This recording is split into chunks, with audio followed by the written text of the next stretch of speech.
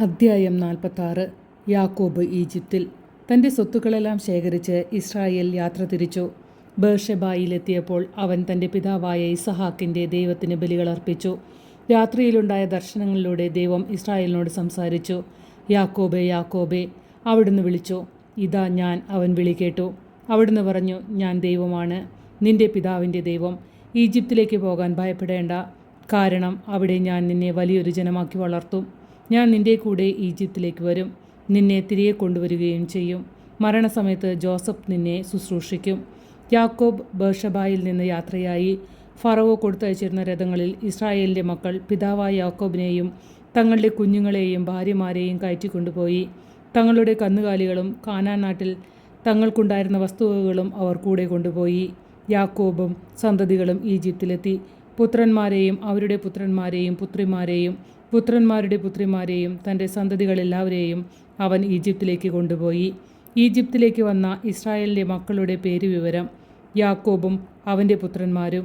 യാക്കോബിൻ്റെ കടിഞ്ഞൂൽ സന്താനമായ റൂബൻ. റൂബൻ്റെ പുത്രന്മാർ ഹനോക്ക്, പല്ലു, ഹെസ്രോൻ, കർമ്മി. ശിമെയോൻ്റെ പുത്രന്മാർ യെമുവേൽ, യാമീൻ, ഓഹദ്, യാക്കിൻ, സോഹാർ. കാനാന്യ സ്ത്രീയിൽ അവന് ജനിച്ച സാവൂൾ. ലേവിയുടെ പുത്രന്മാർ ഗർഷോൻ, കൊഹാത്ത്, മെറാറി. യൂദായുടെ പുത്രന്മാർ ഏർ, ഓനാൻ, ഷേലാഹ്, പേരസ്, സോഹ്. ഏറും ഓനാനും കാനാൻ ദേശത്ത് വെച്ച് മരിച്ചു. പേരസിൻ്റെ പുത്രന്മാർ ഹെസ്രോൻ, ഹാമൂൽ. ഇസഹ്കറിൻ്റെ പുത്രന്മാർ തോല, ഫൂവ, യോബ്, ഷിമ്രോൻ. സെബുലൂണിൻ്റെ പുത്രന്മാർ സേരദ്, ഏലോൻ, യഹ്ലേൻ.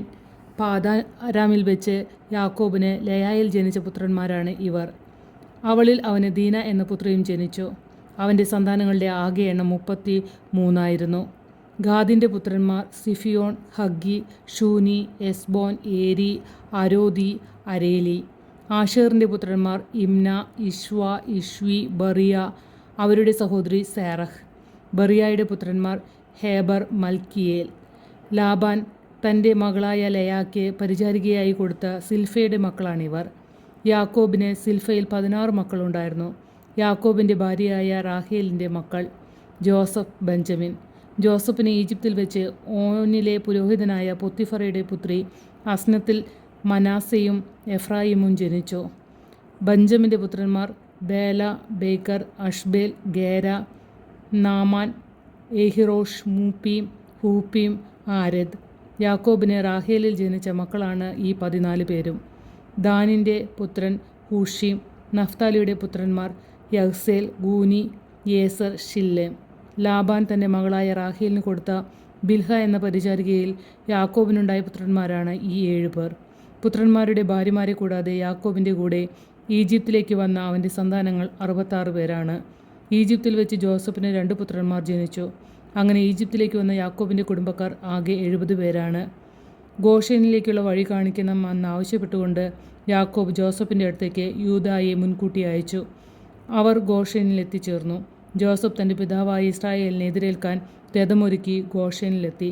അവൻ പിതാവിനെ കെട്ടിപ്പിടിച്ച് ദീർഘനേരം കരഞ്ഞു. ഇസ്രായേൽ ജോസഫിനോട് പറഞ്ഞു, ഇനി ഞാൻ മരിച്ചു കൊള്ളട്ടെ, എന്തെന്നാൽ ഞാൻ നിൻ്റെ മുഖം കാണുകയും നീ ജീവനോടെ ഇരിക്കുന്നു എന്ന് അറിയുകയും ചെയ്തിരിക്കുന്നു.